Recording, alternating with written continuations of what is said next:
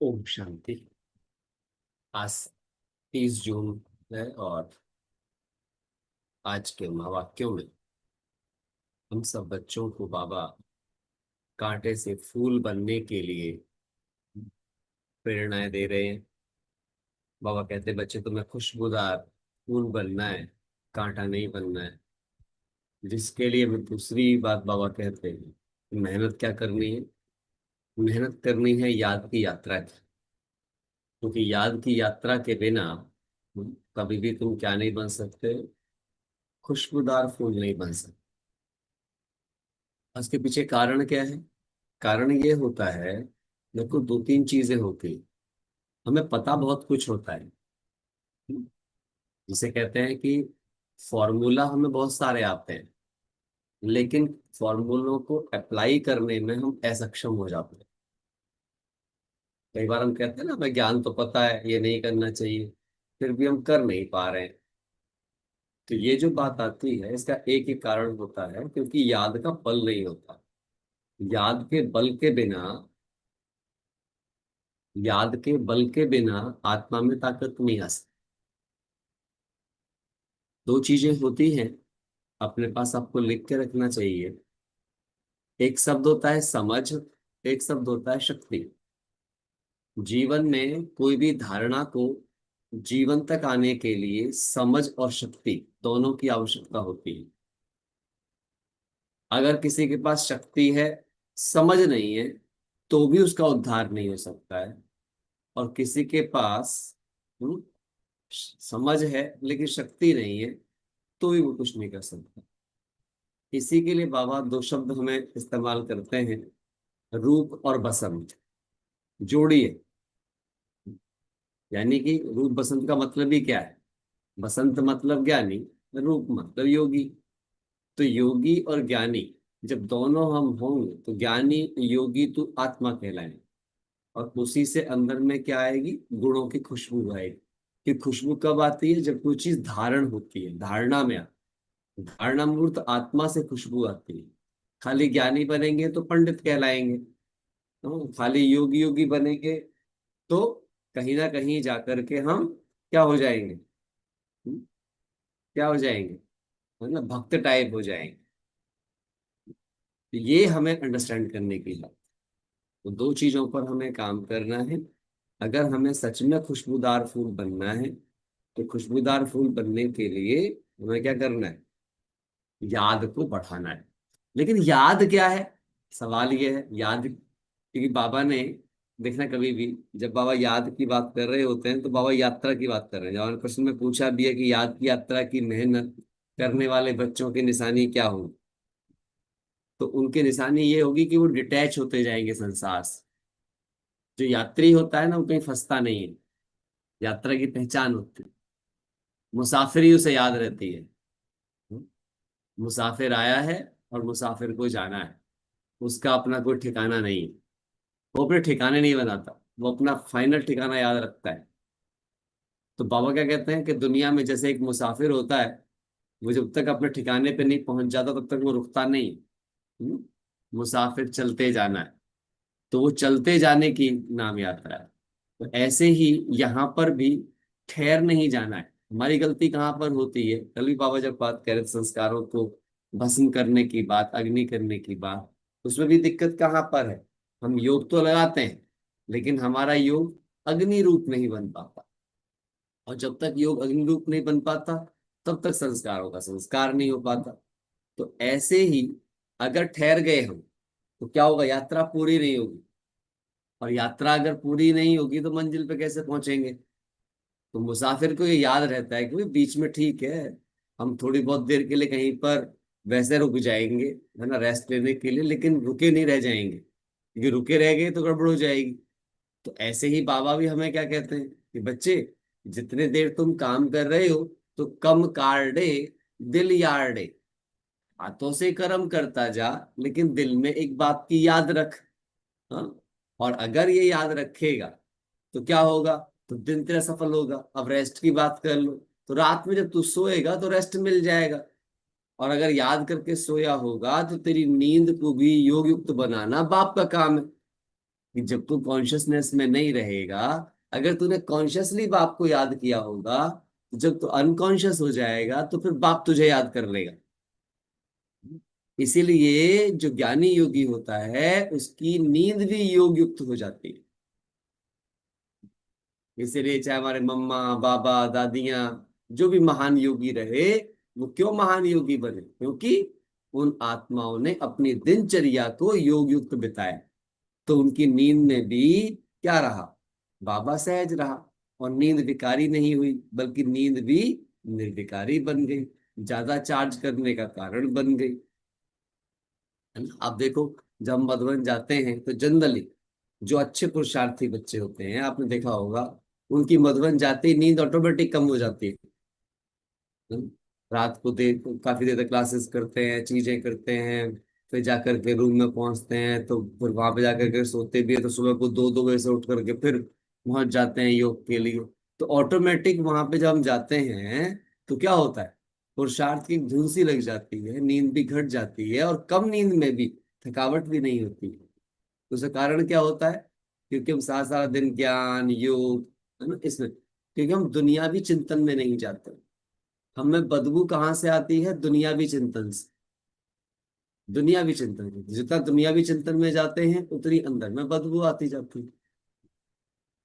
तो आज मैं इसके ऊपर ही बात सोच रहा था कि देखो बाबा, याद ये बहुत सूक्ष्म बात है। मैंने भी, क्योंकि मैं ज्ञान के ऊपर तो मैंने बहुत काम किया, है ना, याद पे भी काम किया है, लेकिन जितना ज्ञान पे काम किया उतना अगर मैं वैसे याद के बैठने की बात करूँ तो शायद उतना उसके ऊपर नहीं किया हो कंपैरिजन। तो मैंने अपने आप से पूछा कि भाई, दोनों चीजों में से ज्ञान की धारणा मुझ में अभी कितनी आई है ना? और याद मेरा कितना स्वरूप बनी है, दोनों चीजों पे जब बात करेंगे तो आपको समझ में आती जाती है धीरे धीरे कि आपके चिंतन में कितनी स्टेबिलिटी आई है। ये दोनों चीज मिलकर किसको सुधारती है? हमारे चिंतन को सुधारती है। जब चिंतन सुधरता है तो चित्त सुधरता है। जब चित्त सुधरता है तो चित्त से वृत्तियां सुधरती हैं। और जब वृत्तियां सुधर जाती हैं तो संस्कार आप पर हावी होना कम हो जाते हैं। हमने कल बाबा की बात आई थी ना कि मैं संस्कार करूं, अब कहने से थोड़ी संस्कार संस्कार हो जाएगा केवल। है ना, बहुतों ने हाथ उठा दिया, हाँ 3 महीने में ये कर लें। लेकिन ये पूरा प्रोसेस है, ये पूरी विधि है। जब तक मैं ये समझूंगा नहीं कि ये होगा कैसे, तो फिर तो बस खाली मोटिवेशन मोटिवेशन रह जाएगा। और फिर तो एक दिन में गुब्बारे में कोई पंचर कर देगा, फिर अगले दिन से फिर वही रोना रोते रहेंगे हम कि अरे तो कुछ नहीं हुआ, हमने हाथ उठाया, अब हमसे फिर भी पाप हो रहे हैं, फिर भी गलती हो रही है। क्यों? क्योंकि हमने केवल आधी अधूरी जानकारी के आधार पर निर्णय लिया। समझ आ रही है बात? हम्म। तो इसीलिए कभी भी जब बाबा मुरली के अंदर मोटिवेशन देते हैं, तो उस मोटिवेशन को खाली सुन करके भक्तों की तरह भावुक होकर के हाथ उठा देना और मोटिवेट हो जाना, ये सब ना बहुत बचकानी बातें हैं। बचपन में करते हुए अच्छे लगते हैं इन कामों को, लेकिन जब हमें 2 साल 4 साल ज्ञान में हो जाएं और फिर भी हम यही बचकानी हरकतें करें, तो फिर सोचने की बात आ जाती है। तो हमें क्या करना है? हमें तुरंत ही जिस बात को बाबा कहते हैं, अब ध्यान से सुनना, बाबा बहुत अच्छी बात बुलवा रहे हैं। जब भी बाबा कोई बात कहते हैं, तुरंत ही उसकी विधि की ओर हमारा ध्यान जाना चाहिए कि ये होगा कैसे। ना कि हाँ हाँ हम करके दिखाएंगे, हम करेंगे, मोटिवेट तो हो गए, करेंगे, बहुत अच्छी बात, बट करेंगे कैसे? उसकी विधि क्या है? क्या मैंने अपने आप को जांच लिया है कि मुझ में कौन कौन सी कमजोरियां हैं? क्या मैंने जांच लिया है कि मुझ में कितनी शक्ति है? नहीं, वो कर रहे हैं तो हम भी कर लेंगे। अरे भाई, अब सपोज करो कोई यहाँ से जिम एक्सरसाइज करने के लिए जाए। अब एक बंदा जिम कर रहा है पिछले 1 साल से। अब जो 1 साल जिम कर रहा है वो वजन हो सकता है कि 50 से 100 किलो वजन उठा करके भी एक्सरसाइज कर ले। आप गए हो अभी, जाते जाते 7 दिन हुए आपको जाते हुए, और आपने जाकर के उतना वजन उठा लिया, तो आपका क्या होगा? आपकी हेल्थ बनने की बजाय जीवन भर की बीमारी मिल जाएगी आप। तो ज्ञान और योग भी ऐसे नहीं किया जाता। मैंने इसके ऊपर बहुत मैं चिंतन कर रहा था कि ज्ञान और योग भी ऐसे नहीं किया जाता, है ना, कि वो करने के लिए भी पहले समझ देखनी पड़ती है, लेवल देखना पड़ता है, तब चीजें होती हैं। और उसी के आधार से चीजों को, अभी क्या हुआ मैं आपको सही बताऊं तो, जितने भी लोग मैंने देखे ज्ञान योग करते हुए, क्या कारण होता है कि बाबा के ज्ञान में आने के बाद बहुत सारे बच्चे बहुत स्टेबलाइज ज्ञान में नहीं चल पाते। मैं इसके ऊपर ऑब्जर्वेशन लिख रहा हूँ अपने पास बैठ करके, क्या होता है, रीजन क्या होता है। तो समझ में आती है कि आजकल कोई कुछ भी सुनता है, और आजकल किसी को कुछ भी सुनाया जा रहा है बिना ये देखे हुए कि इनका लेवल क्या है, इनकी अंडरस्टैंडिंग क्या है। अब दिक्कत कहाँ पे आती है, अगर इमेच्योर्ड मेंटेलिटी को मैच्योर्ड कंटेंट दे दिया जाएगा तो क्या होगा, उसकी हालत बिल्कुल ऐसी हो जाएगी जैसे चूहे को हल्दी गांठ मिल गई हो और वो पंसारी बन बैठा हो। तो यहाँ भी ज्ञान योग में बहुत सारे ज्ञानी योगी कैसे होते हैं, उन्हें ज्ञान की बड़ी बड़ी बातें पता चल जाती है, अप्लाई कभी करी नहीं होती, फिर वो दूसरों को सुनाना शुरू कर देते हैं। अच्छा, दूसरों को सुनाते हैं तो लोग उन्हें बड़ा ज्ञानी समझ लेते हैं, फिर उनकी थोड़ी तारीफ होनी शुरू हो जाती है। और इससे नुकसान क्या होता है, नुकसान ये होता है कि ये अनजाने में ही अहंकारी बन जाते हैं ज्ञान के। इन्हें लगता है अब हम किसी क्यों सुने, हम लोग हमारी तारीफ कर रहे हैं, और यहां से उनका पतन शुरू हो जाता है। यहां से उनका, अब वो क्या होते हैं, वो ना योग करते नहीं है, ज्ञान का ढिंडोरा पीटते रहते हैं, और उस चक्कर में सब कुछ बेकार हो जाता है। और फिर वो क्या, और क्या बोलते हैं, अरे नहीं बस तुम्हें ही हम अच्छे नहीं लगते, बाकी को तो हम सबको अच्छे लगते हैं, सब तो हमारी इतनी तारीफ करते हैं, सब तो हमसे सुन करके इतने खुश होते हैं, उन्होंने तो हमसे ऐसा कहा।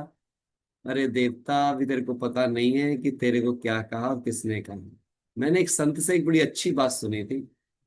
उनका कहना था कि यदि तुम दुनिया की तारीफों के आधार पर अपना सम्मान महसूस करना शुरू करते हो तो समझ लो कि तुम्हारे पतन का शुरुआत हो चुकी है,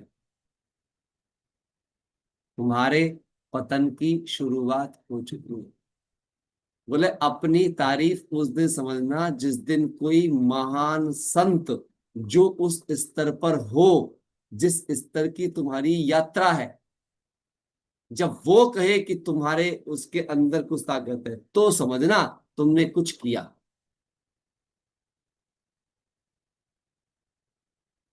ये सबसे बड़ा कारण होता है।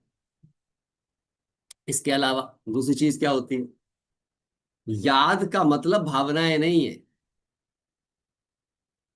कुछ लोग कैसे होते हैं, वो अभी भी याद कैसे करते रहते हैं, जैसे भक्ति मार्ग में भगवान बड़ा प्यारा है, मेरा बाबा बड़ा प्यारा है, उस प्यारा प्यारा के चक्कर में ही लगे रहते हैं।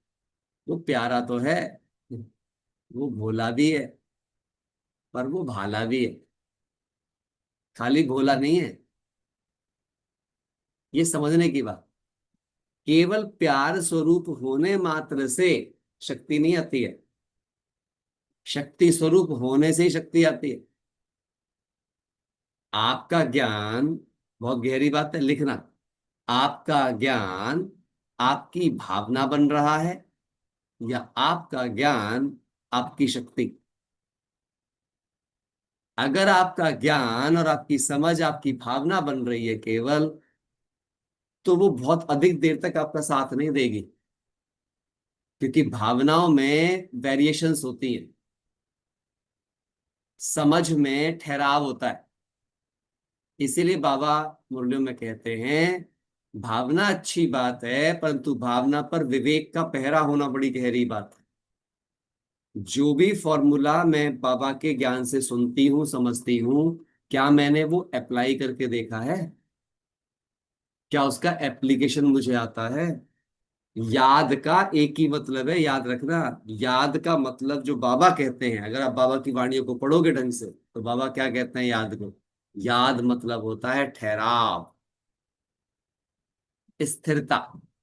इसीलिए योगी को स्थित प्रज्ञ कहा गया है, जिसकी प्रज्ञा स्थिर चित हो जाए, एकदम मजबूत प्रज्ञा हो जाए, जिसकी, जिसमें हलचल पैदा ना हो, जिसकी स्थिति में अचलता आ जाए। या मैं याद कर रही हूं और मैं हलचल में आती हूँ, मैं याद करती हूँ और मैं डरती हूँ, मैं याद करती हूँ और मेरा साहस टूट जाता है, मैं कंफ्यूज हो जाती हूँ, इसका मतलब मेरी याद नहीं है। याद करो मम्मा को। मम्मा क्या कहती थी? याद माना शक्ति स्वरूप, याद माना क्लैरिटी, क्लैरिटी। याद माना नो कंफ्यूजन, याद माना एक्यूरेसी, याद माना एक्टिव, याद माना बुद्धि सोने का बर्तन, सोने का बर्तन। क्योंकि बाबा की एक बहुत गहरी बात याद करो। बाबा कहते हैं बच्चे तुम्हारी याद इस तरह की होनी चाहिए कि जो तुम्हारी बुद्धि को दिव्य बुद्धि बना दे। क्यों? क्योंकि सतयुग में देवताओं के पास कोई वजीर नहीं होंगे, कोई सलाहकार नहीं होंगे, उनकी बुद्धि उस लेवल की हो जाएगी। लेकिन अगर मेरी याद अभी उस स्तर पे नहीं जा रही है, इसका मतलब मैंने अपनी दिशा सही से निर्धारित नहीं की है। अच्छा, एक और बात होती है, मैं आज आपको एक और सूक्ष्म बात बताऊंगा। ये सबसे पहले प्यारे भाई बहनों, अपने मंजिल लिखो। एक्चुअली आप क्या बनना चाहते हो?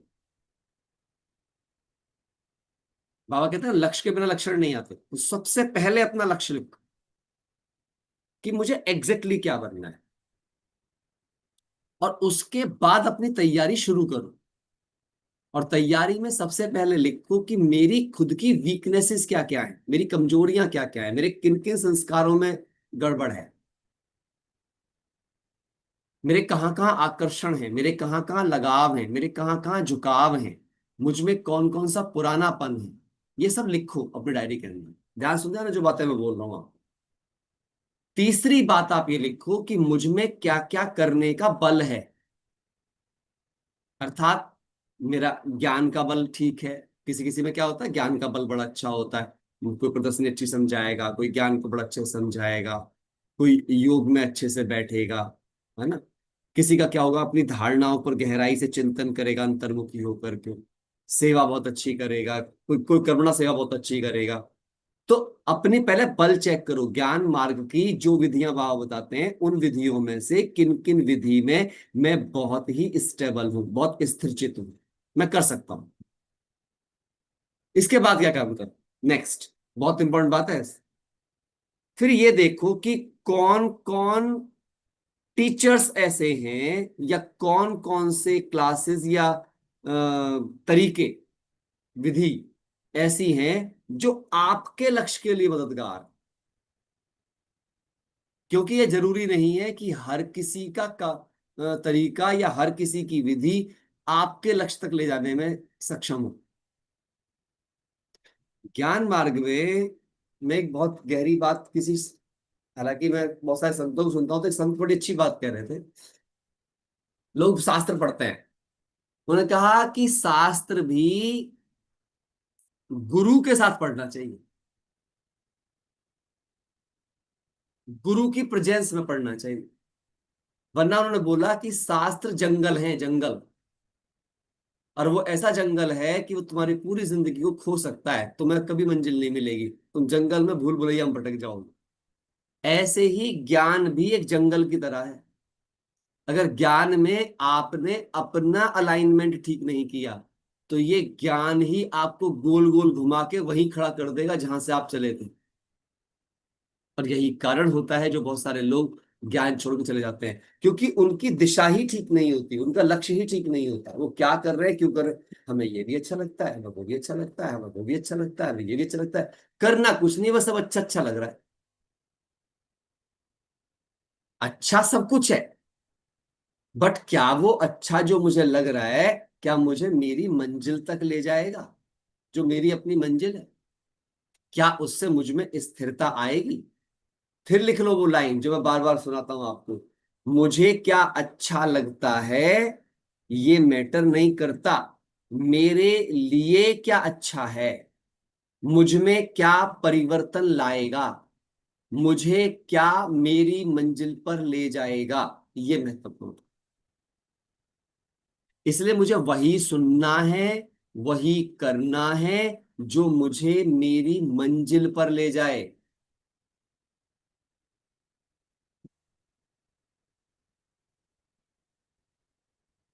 अगर आप में सही पुरुषार्थ करना है आपको, तो सबसे पहले अपनी मंजिल डिसाइड करो, अपने रास्ते डिसाइड करो, अपनी कमजोरियां डिसाइड करो, और फिर देखो कौन आपको आपकी मंजिल की ओर लेकर जाएगा। फिर उसके अलावा यहां तहां वहां वहां भटकते मत फिरो।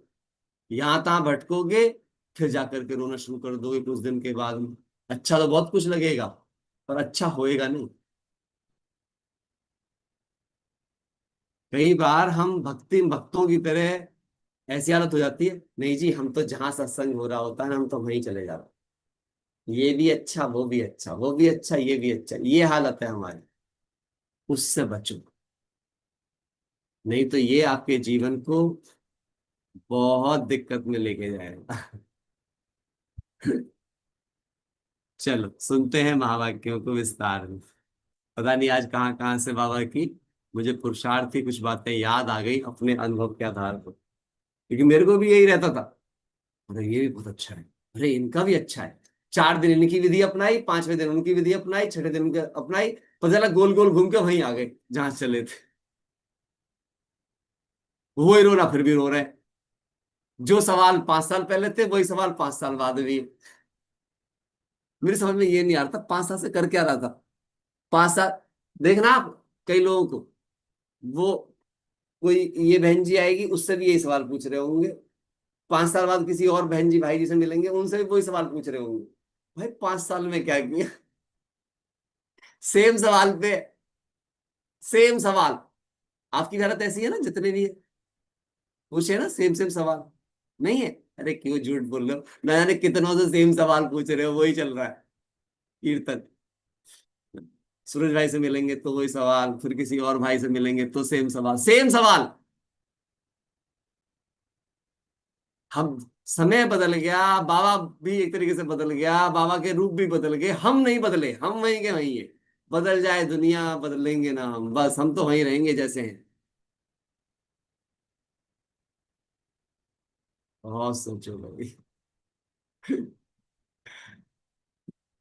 मैं क्या क्या बताऊं आपको, मेरे पास तो बहुत कुछ है बताने के लिए, पर कई बार चीजें बहुत सारी, चलो समझते हैं।